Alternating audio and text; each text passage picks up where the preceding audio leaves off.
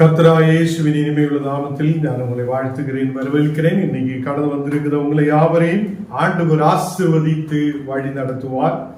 நாம் ஜெபிக்கலாம். தேவனே, பரிசுத்த பிதாவே, இந்த ராத்திரி வேளையில் தேவனை கடந்து வந்திருக்கிற ஒரு மக்களையும் நீர் ஆசீர்வதித்து பலப்படுத்துதகவைக்காக ஸ்தோத்திரம். உம்முடைய தெய்வீக பிரசன்னம் ஒரு மக்கள் மேல ஊற்றப்படுதகவைக்காக ஸ்தோத்திரம். இன்னைக்கு காலையிலிருந்து ஆண்டவரே இதுவரையிலும் நீர் பாதுகாத்து வழி நடத்தினவைக்காக ஸ்தோத்திரம். எல்லா இந்த மக்களையும் உங்களுடைய கரத்தில் ஒப்புக் கொண்டிருக்கிறேன்.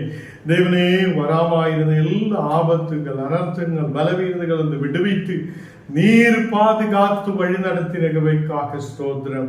எல்லா மக்களும் ஆசீர்வாதத்தோடு இருக்கு, ஆரோக்கியத்தோடு விடுதலோடு இருக்கு. நீர் கிருபா செய்ததுக்காக ஸ்தோத்திரம். தேவனே, எங்களை முற்றிலும் தாழ்த்தி அர்ப்பணிக்கிறேன். இன்னைக்கு அப்பா, நாங்கள் வேதத்தை வாசிக்கும் போது, உங்களுடைய வசனங்களை தியானிக்கும் போது தெய்வீக பிரசனம் எங்கள் மத்தியில் ஊற்றப்படுதவைக்காக ஸ்தோத்திரம். ஆண்டவரே, எல்லா பலவீனங்களை மாற்றுதவர் நீரே, பாதுகாத்து வழி நடத்துதவர் நீரே.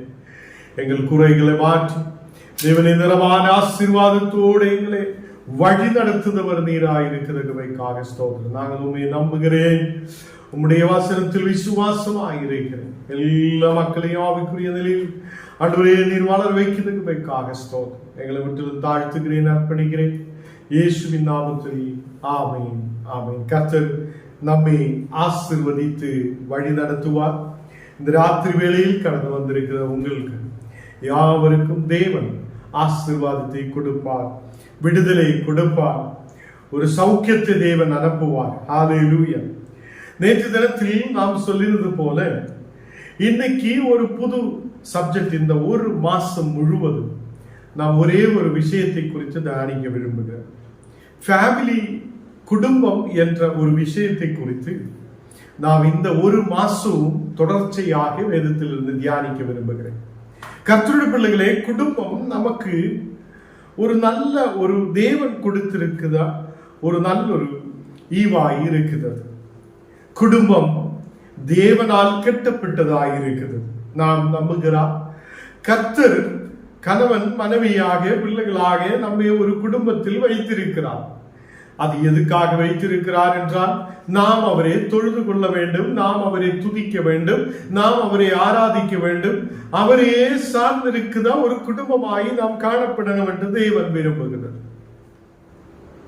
அப்படி இருக்குதா ஞானம் நீங்களும் குடும்ப வாழ்க்கையில் நாம் ஆயிருக்கும் போது குடும்பத்தில் நாம் எப்படி இருக்க வேண்டும் என்றும், ஓரோ குடும்பங்களில் தேவனை எப்படி நாம் ஆராதிக்க வேண்டும், தேவனுடைய மகிமை எப்படி பெற்றுக்கொண்டு தேவனுக்காக நாம் பிள்ளைகளை ஆசீர்வாதத்தோடு வளர வைக்க வேண்டும் என்று, குடும்பத்திலே ஆசீர்வாதங்கள் ஓரோ மக்களுக்கு எப்படி கிடைக்க வேண்டும் என்று இந்த ஒரு மாச காலமும் நாம் தியானிக்கிறோம். தேவ பிள்ளைகளே, நமக்கு குடும்ப வாழ்க்கை, குடும்பத்தை கொடுத்திருக்கிறது தேவன் தான். அவர் நம்மை அதை ஆணும் பெண்ணுமாய் சிருஷ்டித்து நமக்கு ஒரு நல்ல ஒரு வாழ்வை தேவன் கொடுத்திருக்கிறது. உலகத்தாருடைய குடும்பங்கள் இருக்கிறது, தேவனுடைய பிள்ளைகளுடைய குடும்பங்களும் இருக்கிறது. தேவனுடைய பிள்ளைகளுடைய குடும்பத்தில் தேவன் இருக்கும், தேவனுடைய பிரசன்னம் இருக்கும். அங்கே பெற்று பெருகி அவங்க வளரும் போது அந்த பிள்ளைகளை தேவனுடைய வசனத்தில் அவங்க வளர வைக்கும். இன்னைக்கு நாம் தியானிக்கிறதுக்காக எபேசியர் 5ஆம் அதிகாரம் அதிന്റെ 22வது வசனம் நாம் வாசிக்கல. எபேசியர் 5ஆம் அதிகாரம் அதிന്റെ 22வது வசனம், மனைவிகளே கர்த்தருக்கு கீழ்ப்படியது போல உங்கள் சொந்த புருஷன்மார்க்கும் கீழ்ப்படியுங்கள். இன்னைக்கு கர்த்தருடைய வார்த்தை நம்மோடு சொல்லுது, மனைவிகளே, ஒரு குடும்பத்தில் மனைவியும் கணவனும் இருக்கும். அப்போ கணவன் மனைவி இருக்கிறார். இவங்கள் கணவன் என்ன செய்ய வேண்டும், மனைவி என்ன செய்ய வேண்டும் என்று இங்கே வேதத்தில் சொல்லி இருக்கிறது.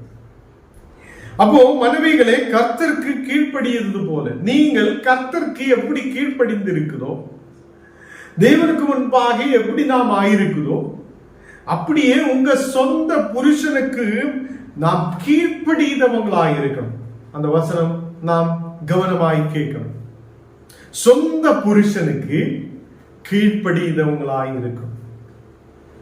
அப்போ கர்த்தருடைய பிள்ளைகளே, இன்னைக்கு வசனம் நமக்கு சொல்லப்படுகிறது, நாம் இந்த உலகத்தில் ஆயிருக்கும் போது நாம் சொந்த புருஷனுக்கு கீழ்ப்படியவங்களாய் காணப்படும்.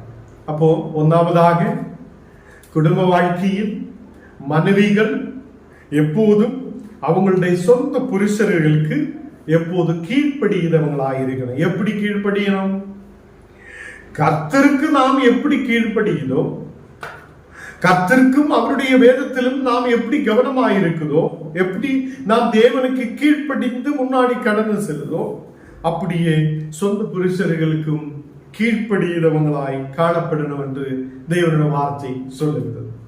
இப்ப இன்னைக்கு கீழ்ப்படிகிறது என்று சொல்லும் போது இன்னைக்கு முடியாத ஒரு விஷயமாக இருக்குது. பல குடும்பங்களிலும் கணவனுக்கு கீழ்ப்பட்டிருக்க மனைவிமாருக்கு முடியாது இருக்கு, கீழ்ப்படிய முடியதில்லை. எப்போதும் அந்த யோசனை இந்த யோசனை, அப்படி போகுமா இப்படி போகுமா, அவர் எங்க போயிருக்கும், அவர் எங்க வருது, அவர் எங்க இருக்கும், எங்க போகுது, இப்படி நாம் கவலைப்பட்டு கவலைப்பட்டு கவலைப்பட்டு நம்ம உடம்பெல்லாம் கெடுத்து விட்டு கொண்டுதான் இருக்குது.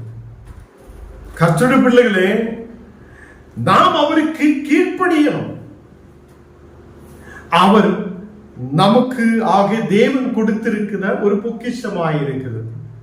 அப்போ கணவனை தேவன் நமக்கு கொடுத்திருக்கிறார் என்று நம்பணும். இப்போதும் திருமணமாகி ஒரு 5 வருஷம் ஆகி 10 வருஷம் ஆகி அதுக்கப்புறம் ஒரு 20 வருஷமான மக்களும் இப்ப சொல்லும், ஐயோ இந்த கணவன் கிடைச்சது பெரிய தவறா இருக்குது, இந்த கணவன் எதுக்கு கிடைத்தோ ஏதோ, இந்த கணவனை எதுக்காக எனக்கு கொடுத்திருக்கிறான்.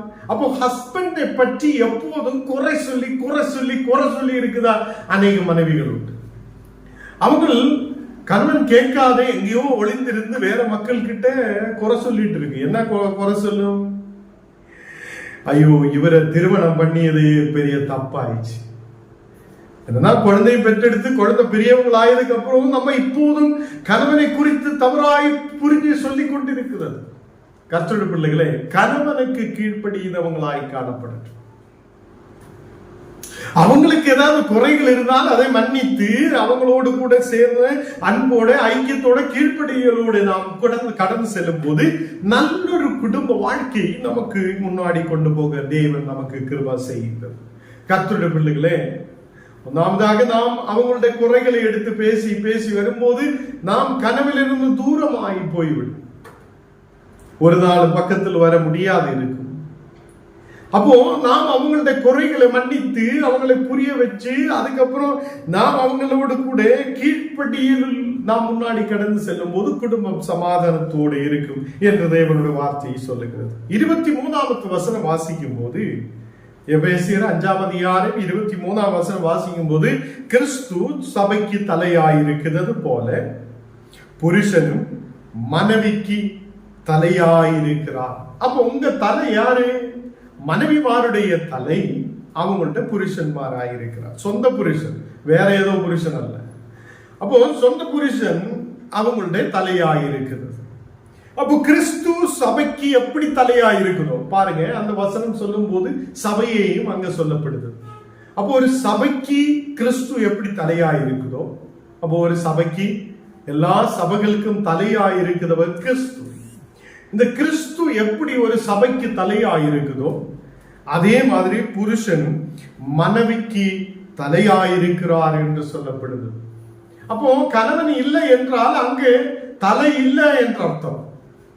கணவனை தள்ளிவிட்டு எங்கேயோ தூரமாய் போடா, வெளியில் போடா, அங்க எங்கேயும் போடா, வேற எங்கேயாவது போடா என்னெல்லாம் சொல்லும் போது நான் நினைக்கிறேன் நம்ம தலை வெளியிலே போயிடுச்சு. ஹல்லேலூயா. இந்த நாடுகளில் கர்த்தருடைய பிள்ளைகளே, கிறிஸ்து சபைக்கு தலையாயிருக்கிறது போல அப்போ சபையும் கிறிஸ்துவும் ஒரு பந்தம் இருக்குது. இப்ப எல்லாரும் கேட்கும், இந்த ரிங்கு ஏன் பிஷப்புமாரெல்லாம் இந்த ரிங்கு போடுகிறார் என்று கேட்கும். நாங்களும் சபையும் அதை திருமணம் செய்து கொண்டப்பட ஒரு திருமணம் செய்யப்பட்டிருக்கிறது போல ஒரு ரிலேஷன் நமக்கு இருக்கிறது என்று நாம் புரிகிறோம். ஒரு பிஷப்புமாருக்கும் அப்படி ஒரு சூழ்நிலை இருக்கிறது. சபையும் ஞானும் சபையும் ஒரு நல்ல ரிலேஷன் இருக்கிறார் என்று தெரியுறதுக்காக உள்ள ஒரு அடையாளமாக இது இருக்கப்படுது. அதே மாதிரி கர்த்தரும் சபையும் கர்த்தரும் ஒரு ரிலேஷன் இருக்கிறது, ஒரு பந்தம் இருக்கிறது. அப்போ சபைக்கு தலையாய் கர்த்தர் இருக்கிறது. அதே மாதிரி எல்லா மனைவிகளுக்கும் தலையாய் இருக்கிறது சொந்த புருஷனாய் இருக்கிறது. அப்போ அந்த சொந்த புருஷனுக்கு கீழ்ப்படிய வேண்டும் என்று தேவனுடைய வார்த்தை சொல்லப்படுது. அப்பதான் நம்முடைய குடும்பங்கள் நல்ல நிலையில், செழிப்பான நிலையில் உயர்ந்தவர், நம்முடைய குடும்பங்கள் ஆசீர்வதிக்கப்படும். அங்கே நாம் பார்க்கும்போது அவரே சரீரத்துக்கும் இரட்சகராய் இருக்கிறார். அப்போ அவர் சரீரத்துக்கு இரட்சகராய் இருக்கிறார் என்று அங்கே சொல்லப்படுது. இப்போ நமக்கு தலையாய் இருக்கிறது, மனைவிமாருக்கு தலையாய் இருக்கிறது யாரு? அவங்களுடைய புருஷன்மார்.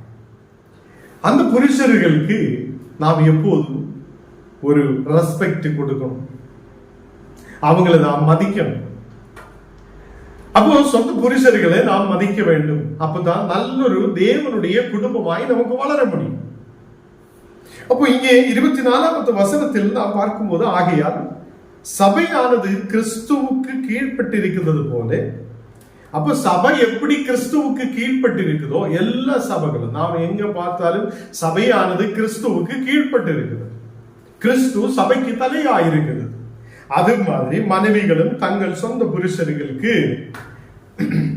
எந்த காரியத்திலேயும் கீழ்பட்டிருக்க வேண்டும் என்று சொல்லுகிறார்.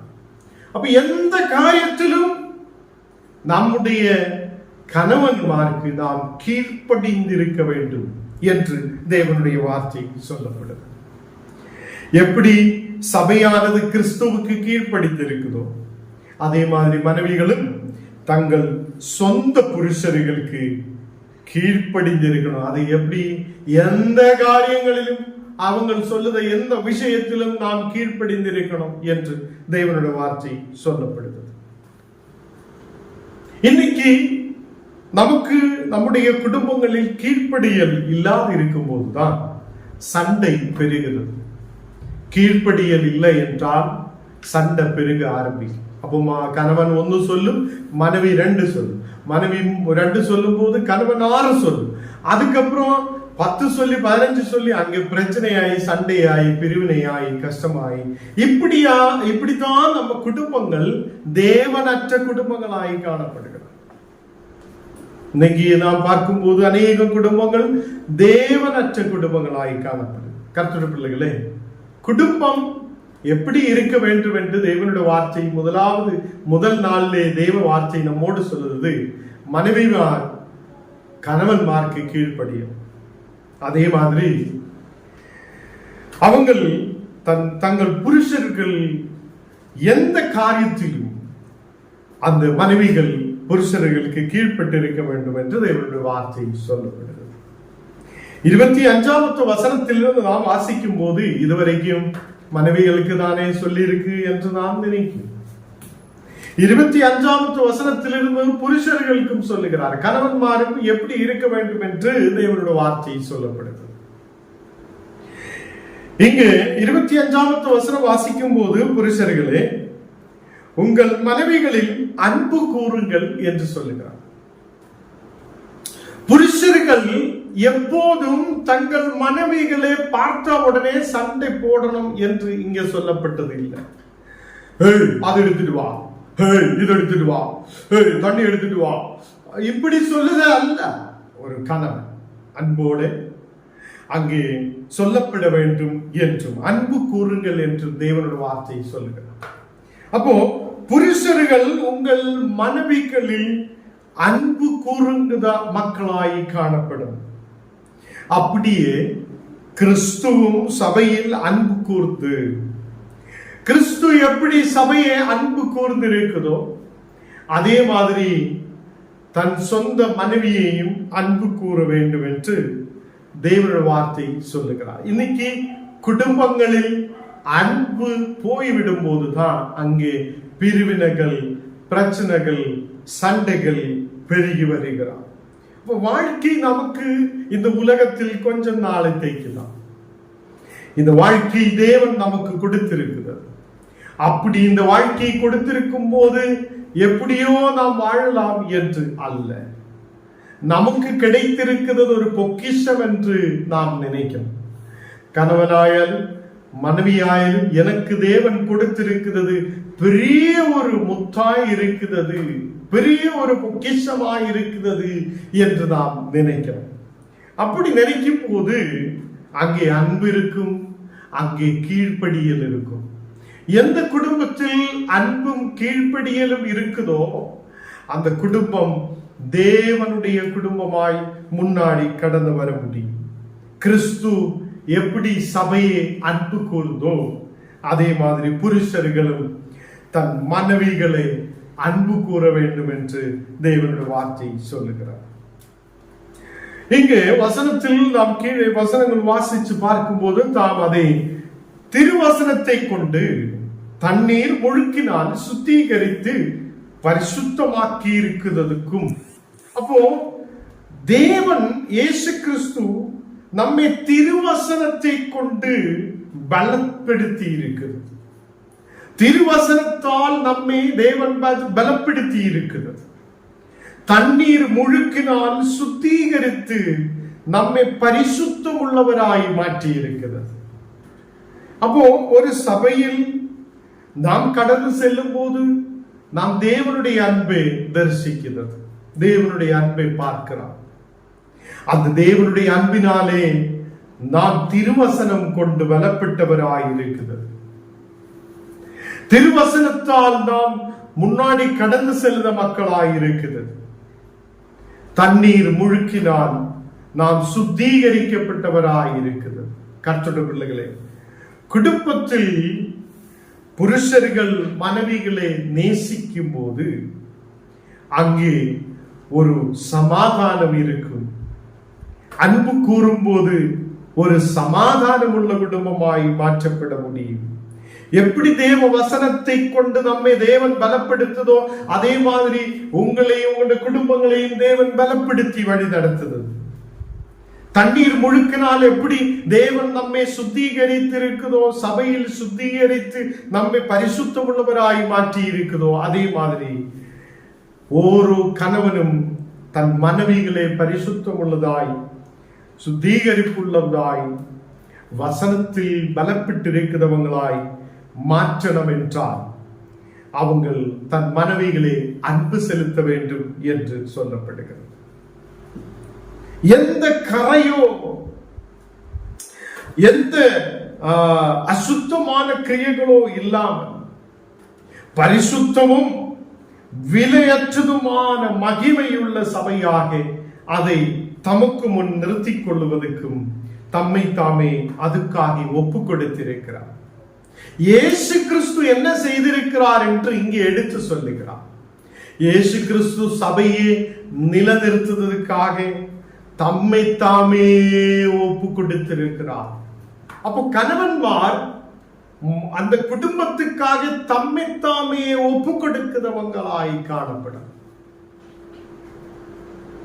இன்னைக்கு அநேகம் குடும்பங்களில் மனைவிയുടെ பணம் கணவന്റെ பணம், கணவന്റെ நிலம் மனைவிയുടെ நிலம், இப்படி சொல்லிட்டு இருக்கிற பலரும் இருக்கிறார். இன்னைக்கு அநேக மக்கள் அப்படியே சொல்லிட்டு அது உன்னோடது, இது உன்னோடது, அது உன்னோடது, இது உன்னோடது, இப்படியே சொல்லி சொல்லி சொல்லி இது நம்முடையது சொல்லுவதற்கான ஒரு ஐக்கியம் நமக்குள்ள இல்லையே. அப்ப குடும்பத்துக்குள்ளே ரெண்டு பேரும் ஒரு சரீரமாய் இருக்கிறார் என்று நம்புத மக்களாய் காணப்படும். தேவனுடைய வார்த்தை அப்படித்தான் சொல்லுகிறார். வேற வேற இடங்களில் இருந்த உங்களை கர்த்தர் ஒரு சரீரமாக குடும்பத்திலூടെ இணைக்கப்பட்டிருக்கிறது, திருமணத்திலூടെ இணைக்கப்பட்டிருக்கிறது. கர்த்தருடைய பிள்ளைகளே, அப்படி இருக்கிறதா கரையோ எந்த குறைகளோ நமக்குள்ளே இருக்கக்கூடாது.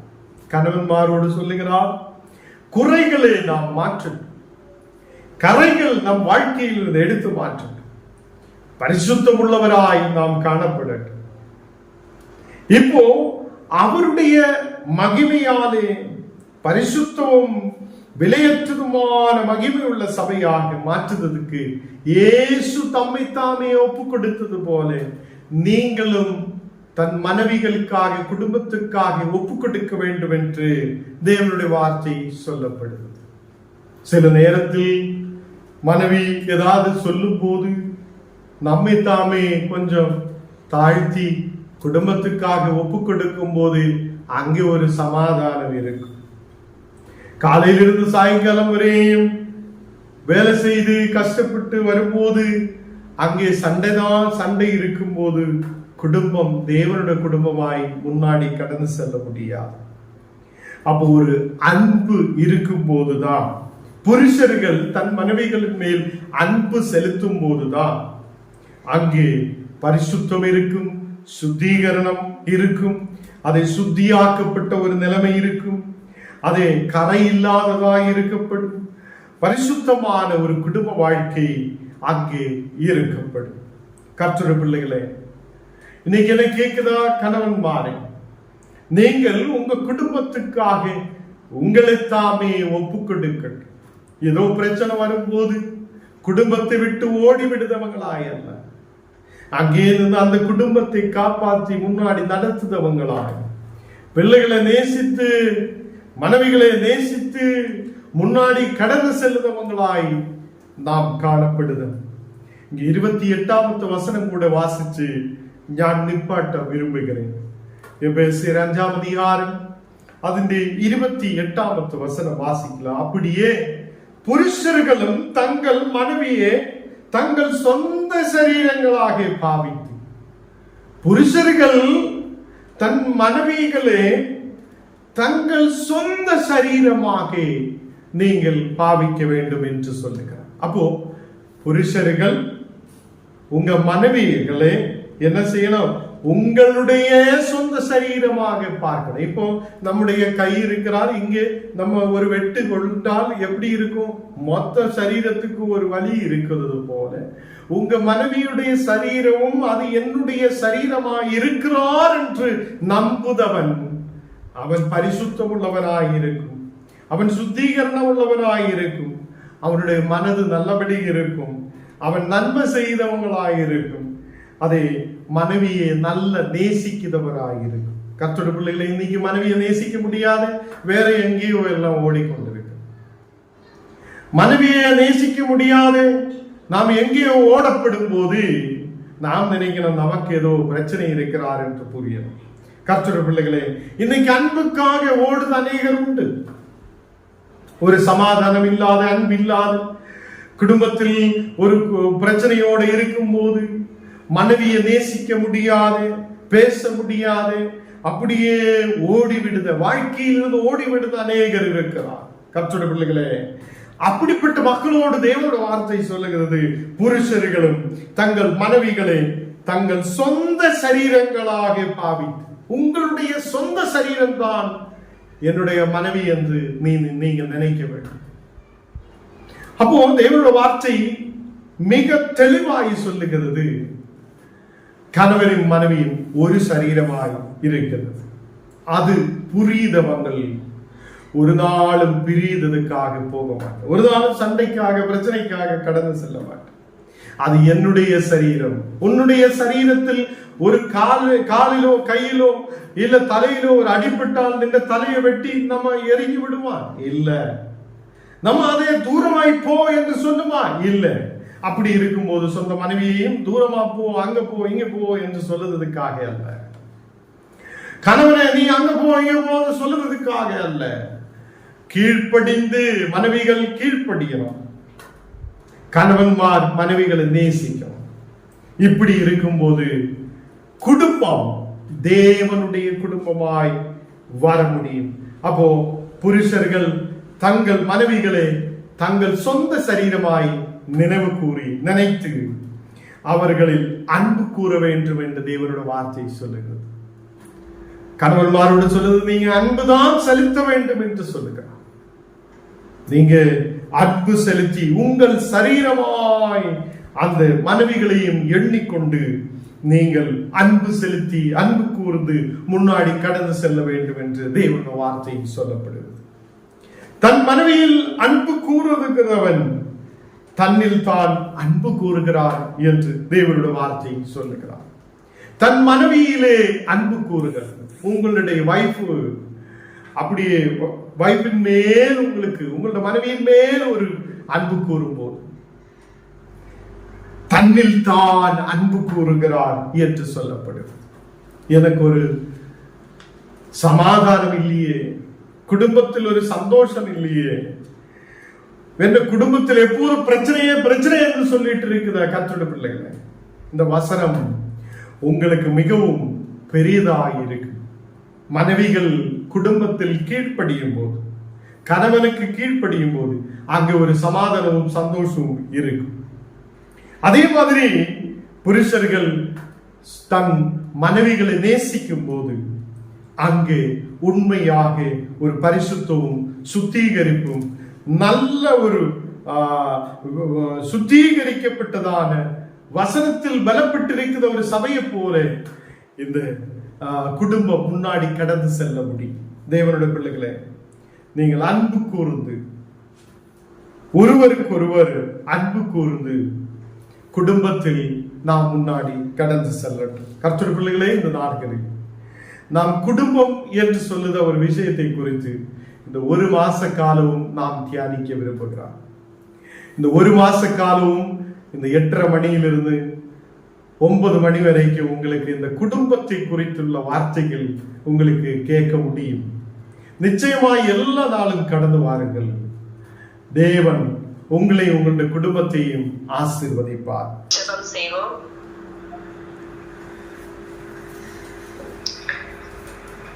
வாழ்க்கையிலே கசப்புகள் கலந்திட்டாலும் பாசமுள்ள ஒரு மரம் கூட வருது. மாறாவின் நீரை தேனாக மாற்றும் என்னேசர் என்னோடுண்டு. மாறாவின் நீரை தேனாக மாற்றும் என்னேசர் என்னோடுண்டு.